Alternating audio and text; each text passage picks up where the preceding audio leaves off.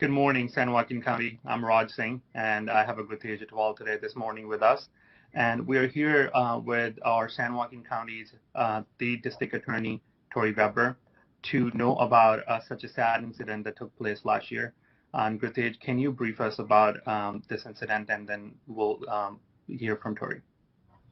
Thank you, Raj, and thank you, Tori, for giving us your time. So on 25th of August in 2019, Paramjit Singh was stabbed to death on his routine walk in Tracy's Gretchen Park.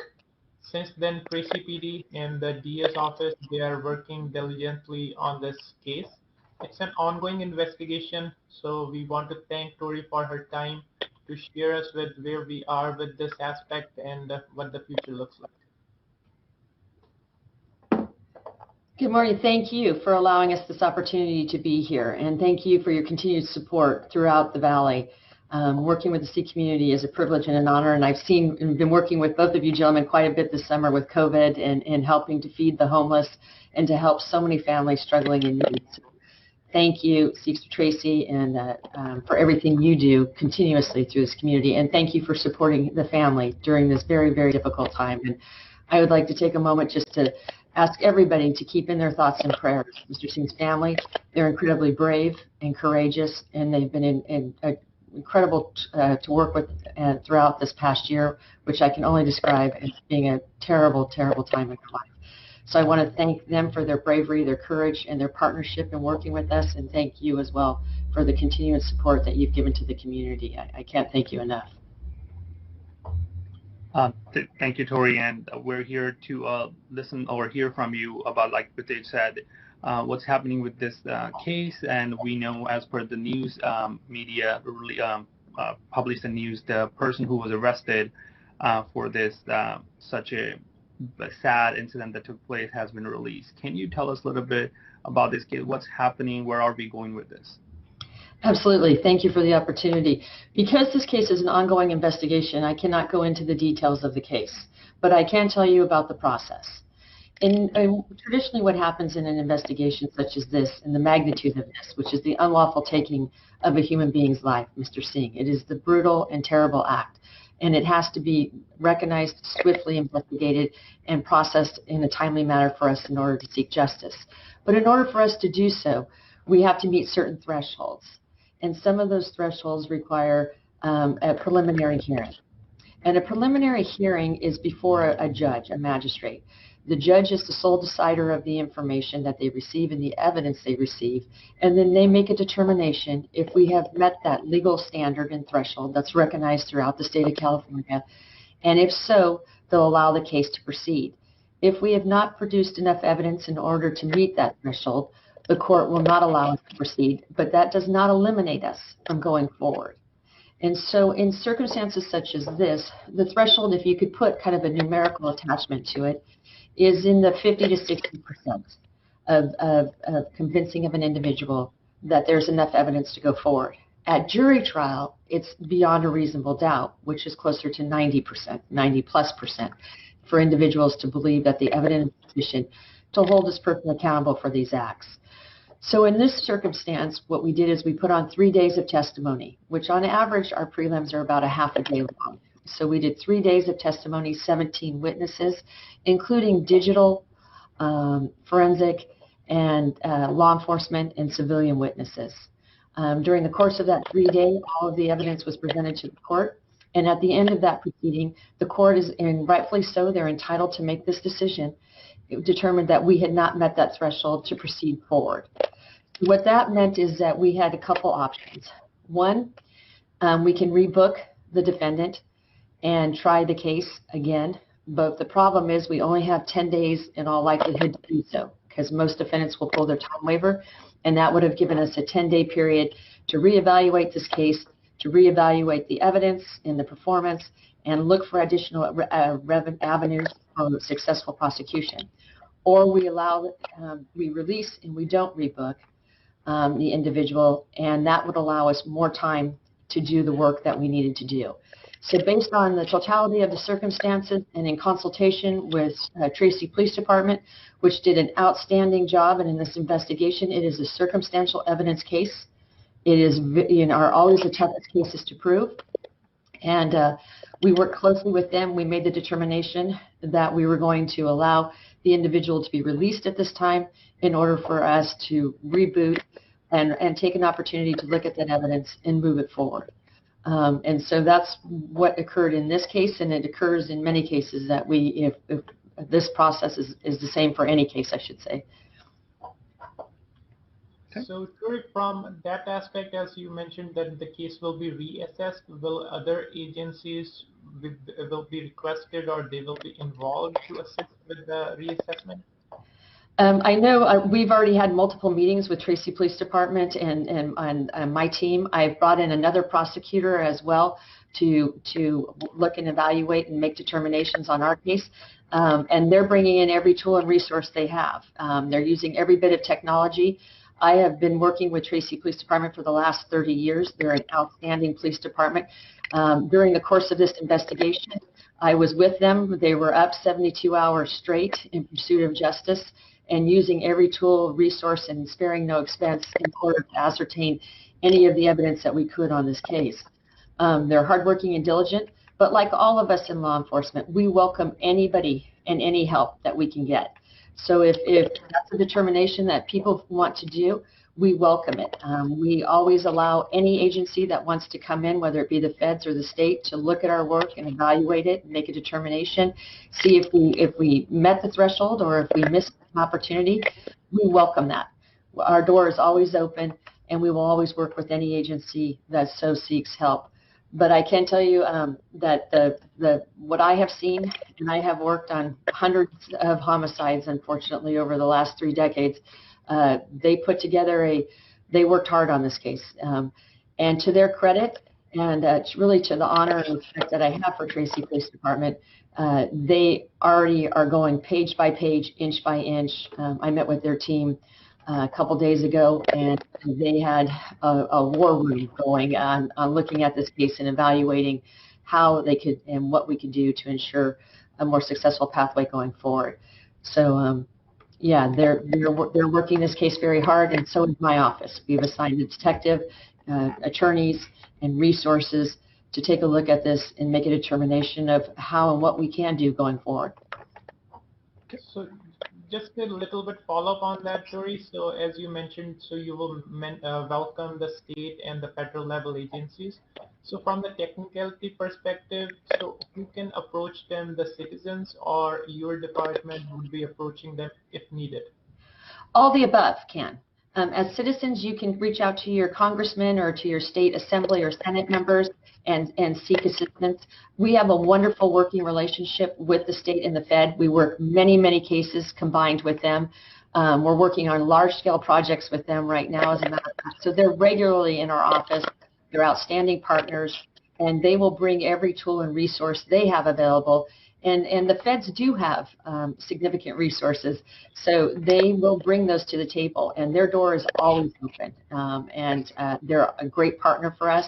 And like I said, every day of the week, we work in partnership with them on a number of different cases, from theft to PPD theft, identity theft, to narcotics, to guns, to human trafficking, to homicides. We work with the state and feds every day, 7 days a week, and they're outstanding partners.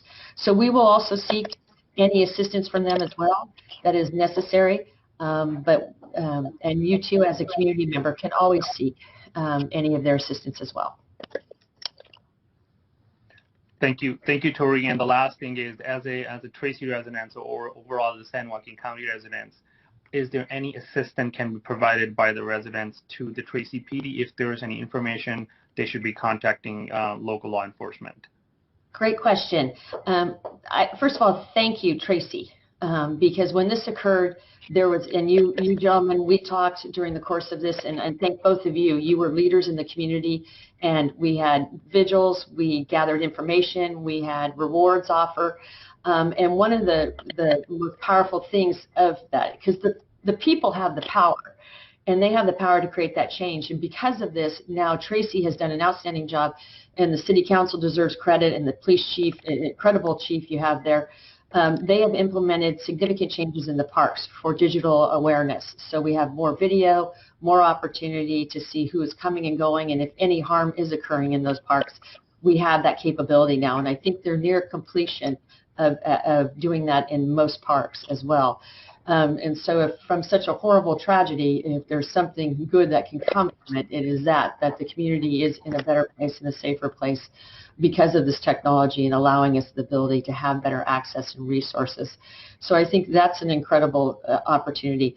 And because what I would ask is take a moment to think back to August 25th of 2019. Did you see something? It might be so small, but if it's something that might connect the dots on something much larger, if you remember something, or even the days leading up to August 25th, if you've seen a pattern or individuals in the park or anything that it seems suspicious, please speak up. And if you know something, please speak up. Mr. Singh's life should not have been taken on this day, nor should it have anybody's. And we, the people, are the ones who can stop this. We can raise our voice, we can bring forth evidence, and we can help and assist in the apprehension of the person or people responsible for these acts. And I think that's critical throughout the county. When you see this kind of harm, whether it be child abuse, domestic violence, rape, or murder, you've got to raise your voice, because it is the people who bring justice, and it is the people who help us solve crime. And we need that right now. And so we are working diligently. We will not stop working on this case.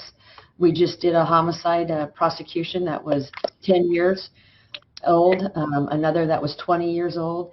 One thing about murder is the statute of limitation never runs. So it's always an open case, and it's always an ongoing investigation. So we'll continue to use every tool and resource we have. We're more than happy to work with other agencies if that's the route that's chosen. And we hope to be working with you, the people of Tracy, to bring justice for the Singh family. So, thank you so much, Tori, for giving your time this morning to share this information and news with our Sikh community. Thank you. So I have another follow-up on this story about the motive. As so you are looking at the evidences and the person who committed this crime, and there would be some certain thresholds to determine the motive behind the crime. So are there some criteria that will lead to change the motive, or how that is determined? You know, we look at the motive, and sometimes we're able to establish it, and sometimes we're not. Sometimes it's a robbery gone bad, a residential burglary. Sometimes it's domestic violence. Sometimes it's just a crime of opportunity. And sometimes it's so random there is no motive. And when you're looking at it, and I know there's been conversation and dialogue as to, is this a hate crime? Hate crime in California is a tough case to prove, because you're going to have supporting evidence. And to every homicide is hateful. It is absolutely, it's the taking the life of another individual. And I do not know why anybody thinks that they're entitled to do that. And we work hard every day to try to bring that number down so that people don't cause. Because when you take the life of another person, not only do you end their journey, but you forever alter the journey of their families, their friends, the people on their neighborhood. It has such a residual impact. We were just looking at data on homicides, and we had 52 homicides last year. We helped over 1,000 survivors. That's how many people were impacted because of it, that got resources and qualified. I would estimate it's significantly more. And that goes to show you how much harm this does and how much healing we have to do to help people process through this. So we look at that, and we provide, and we've had those resources available for the Singh family. Hope is our victim advocate that's been there every step of the way with them, and I'm truly grateful to her. So what we look at, and if you're specifically if it's a hate crime, and like I said, they're all hateful, but the law is different. The law is defined, and we have to comply with the law. And the law is going to require us to prove a high level put forth a high level of evidence. So when you're looking, and I'm just going to talk about a hypothetical case because I can't reflect upon this case. If you're looking at a hypothetical case involving hate, we're going to scan all digital. We're going to look at social media, cell phones, everything possible. And I think, and see if we have any language or dialogue or association with hateful activity. That is going to allow us to move forward if it's based on race or sexual orientation or your faith. That'll allow us those tools. If there's any written or verbal or oral comments that support the hate and that drove you to commit these acts. And so what's difficult on a homicide is generally there's only two people there. One is no longer with us and the other one is most likely not going to admit to that. So if we don't have any of that additional evidence, drawings, graffiti that is hate-based, any of that kind of information, it makes it difficult to move forward. But in every case we exhaust those remedies to see if there's anything that links, anything that can connect us to a crime, and explain the motive as to why somebody would do such a horrible thing as to take the life of an innocent person. And so that has been fully looked at and vetted, and we were unable to move forward with that at this time. As the journey goes on, we will continue to look and we will continue to mine for information to see on any case that leads us to hate, because we have no tolerance for hate here in San Joaquin County, and we will prosecute it to the full extent. We have to have the evidence.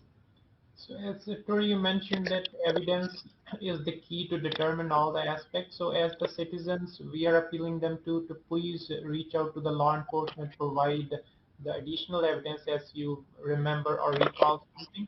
So in these scenarios, Tori, if somebody reaches for the anonymity and the privacy, so are there criteria for that if a common citizen, they reaches out with the additional evidence? Sorry, it froze a little bit, so I think the question was for people to reach out to Tracy Police Department to provide any information or evidence of hate, absolutely, on any case. I don't care if it's a petty theft in a grocery store. If there's hate language used or expressed, we need to know about it, and it needs to be reported immediately. And so if they could reach out to Tracy Police Department, that would be fantastic on any case, any time where hate is involved. Yeah, and for their personal private information, and will they be kept anonymous? They can request to be kept anonymous. If the evidence is something that we have to present at trial, then we will reach out to them and have that conversation with them. But if if somebody goes into a store and there's video and audio of it, we can use those recordings. Any of those kinds of things.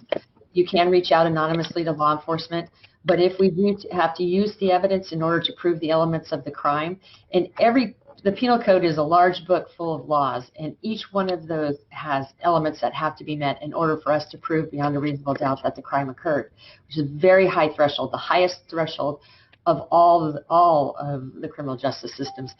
And so we will, if necessary, they could be called upon to testify. But right now, any information that will lead us in a direction or give us access to something else would be greatly appreciated. Thank you, Tori, for all this information and for sharing with us. And thank you for your time and for your team and all your guys' hard work that you've been doing. And we really appreciate it.